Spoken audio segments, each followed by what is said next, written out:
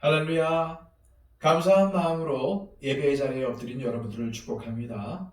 오늘도 하나님의 돌보심과 인도하심이 여러분 가운데 넘치시기를 또한 소망합니다. 기도하겠습니다.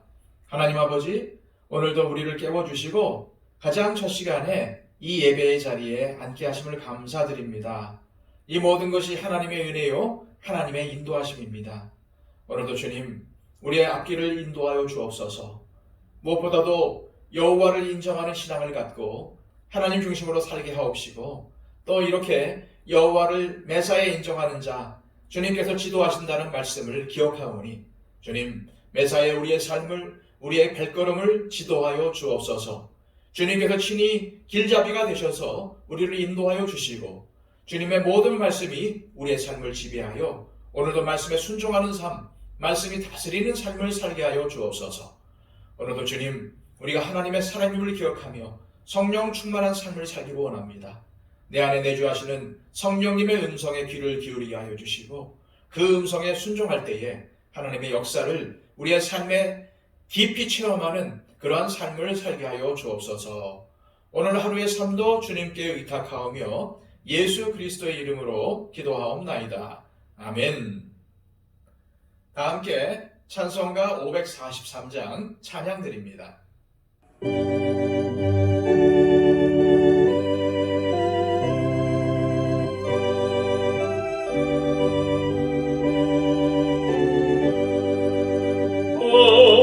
어려운 일 당할 때 나의 믿음 적으라. 의지하는 내 주를 더욱 의지합니다. 세월 지나갈수록 의지할 것뿐일세. 무슨 일을 당해도 예수 의지합니다. 성령께서 내 마음 밝히 비춰주시니 인도하심 따라서 주만 의지합니다. 세월 지나갈수록 의지할 것뿐일세. 무슨 일을 당해도 예수 의지합니다. 밝을 때의 노래와 어두울 때의 기도로 위태할 때 도움을 주께 간구합니다. 세월 지나갈수록 의지할 것뿐일세. 무슨 일을 당해도 예수 의지합니다. 생명이 있을 동안에 예수 의지합니다. 천국 올라가도록 의지할 것뿐일세. 세월 지나갈수록 의지할 것뿐일세.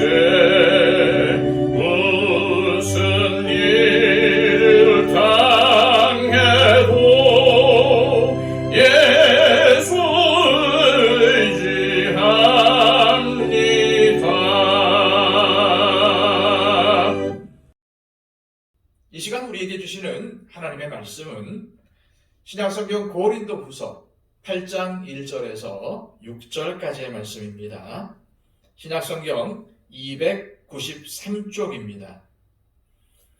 형제들아, 하나님께서 마게도냐 교회들에게 주신 은혜를 우리가 너희에게 알리노니 환난의 많은 시련 가운데서 그들의 넘치는 기쁨과 극심한 가난이 그들의 풍성한 연보를 넘치도록 하게 하였느니라.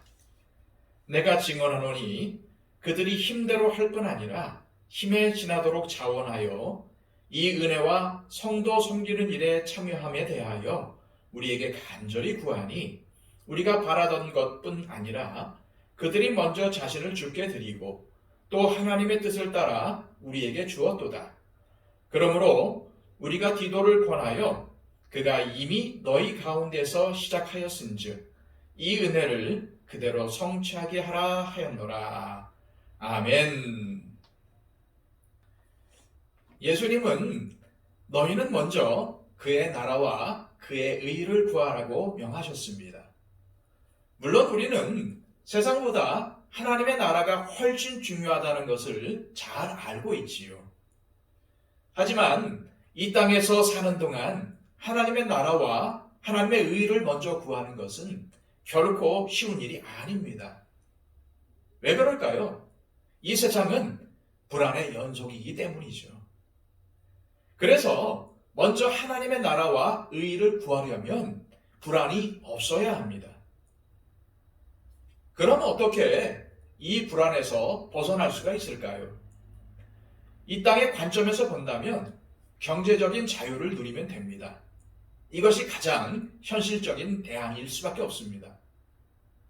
실제로 사람들은 부자나 대기업 회장 등 경제적인 자유를 누리는 사람들을 부러워하고 그러한 사람들처럼 되고 싶어 합니다. 왜 그럴까요? 적어도 돈이 많은 부자들은 의식주 문제를 걱정할 필요가 없기 때문입니다. 먹을 것, 입을 것, 잠잘 것 때문에 고민하지 않습니다. 그리고 또한 빚에 쪼들리지도 않습니다. 요즘 세상에 돈이면 많은 문제가 해결되지 않습니까? 그래서 사람들은 돈에 집착하고 물질을 의지하려고 합니다. 사실 교회도 돈이 없으면 어떻게 운영이 됩니까?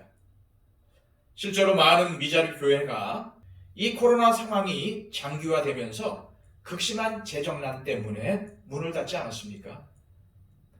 그런데도 예수님은 무엇을 먹을까, 무엇을 마실까, 무엇을 입을까 염려하지 말라고 하셨습니다. 하나님께서는 이 모든 것들이 우리에게 필요하다는 것을 잘 알고 계시기 때문이라는 겁니다. 예수님은 우리들이 무엇을 먹을지, 마실지, 입을지 근심하는 것 자체가 믿음이 작기 때문이라고 하셨습니다. 내가 필요로 하는 모든 것을 하나님께서 반드시 채워주신다는 믿음이 있어야만 최우선적으로 하나님의 나라와 의를 구하는 삶을 살 수 있다는 뜻입니다. 예수님은 또 이런 말씀도 하셨어요. 그러므로 무엇이든지 남에게 대접받고자 하는 대로 너희도 남을 대접하라. 이것이 율법이요 선지자니라. 이웃을 대접하는데 인색하지 말라는 말씀입니다. 하지만 오직 믿음 하나로 하나님의 나라와 의를 최우선적으로 구하며 이웃을 적극적으로 섬기는 삶을 산다는 것은 큰 믿음이 아니고서는 불가능한 일입니다. 더구나 현재 형편이 쪼들리는 상황인데도 이러한 믿음을 실천한다는 것은 너무나도 큰 믿음임에 틀림이 없습니다. 정말로 하나님이 모든 것을 채워주신다는 믿음이 강하고 하나님의 은혜를 전적으로 간구하고 있기에 이러한 삶을 살 수가 있는 것이죠. 바울은 고린도 교인들과의 관계를 회복했다는 것에 기뻐하면서도 이제는 구제헌금과 관련해서 말씀을 전하기 시작합니다. 고린도후서 8장과 9장은 예루살렘을 위한 구제헌금에 관한 말씀입니다. 우선 바울은 이러한 말씀으로 시작을 합니다. 1절, 2절입니다. 형제들아, 하나님께서 마게도냐 교회들에게 주신 은혜를 우리가 너희에게 알리노니 환난의 많은 시련 가운데서 그들의 넘치는 기쁨과 극심한 가난이 그들의 풍성한 연보를 넘치도록 하게 하였느니라. 즉 마게도냐 지역에 있는 교회들이 심한 환난과 박해를 겪으면서도 기쁨이 넘쳐 있었고 극심한 가난에 시달리고 있는데도 구제헌금에 적극적으로 동참했다는 것입니다. 여기서 마게도냐 지역에 있는 교회들은 빌립보 교회, 데살로니가 교회, 베레아 교회 등을 가리킵니다. 바울은 기근과 박해 등으로 성도들의 생활이 너무나 어려운 처지인데도 불구하고 그들이 할 수 있는 능력 그 이상을 바쳤다고 했습니다. 정말 대단한 헌신의 모습을 보여주고 있는 말씀이죠. 바울은 이들의 형편이 얼마나 어려운지를 잘 알고 있었기 때문에 적극적으로 구제헌금을 요청하지는 않았던 것 같습니다. 오히려 그들이 구제받아야 할 형편이었기 때문이었죠. 그런데 정작 마게도냐 지역에 있는 교회들은 구제헌금에 대한 소식을 듣고 자원하는 마음으로 자신들도 이 귀한 일에 동참하게 해달라고 간절히 부탁을 했다는 것입니다. 자, 3절과 4절 말씀입니다. 내가 증언하노니 그들이 힘대로 할 뿐 아니라 힘에 지나도록 자원하여 이 은혜와 성도 섬기는 일에 참여함에 대하여 우리에게 간절히 구하니. 마게도냐 지역의 성도들은 매일 먹고 사는 문제를 고민해야 하는 처지였습니다. 그런데도 자신들보다 더 어려운 형편에 처한 성도들을 돕고 싶어하는 마음이 강했습니다. 더구나 그들이 드린 헌금은 그들의 가족이나 교회를 위해 쓰이는 것이 아니라 거리가 멀리 떨어져 있는 예루살렘 교회의 성도들을 위해 쓰여질 예정이었습니다. 그런데도 기꺼이 그 일에 동참을 했던 것입니다. 특히 바울은 마게도냐 지역 교회가 구제헌금에 적극적으로 동참할 수 있었던 것은 단순한 동정이나 연민 때문이 아니라 하나님께서 은혜를 베풀어 주셨기 때문이라고 했습니다.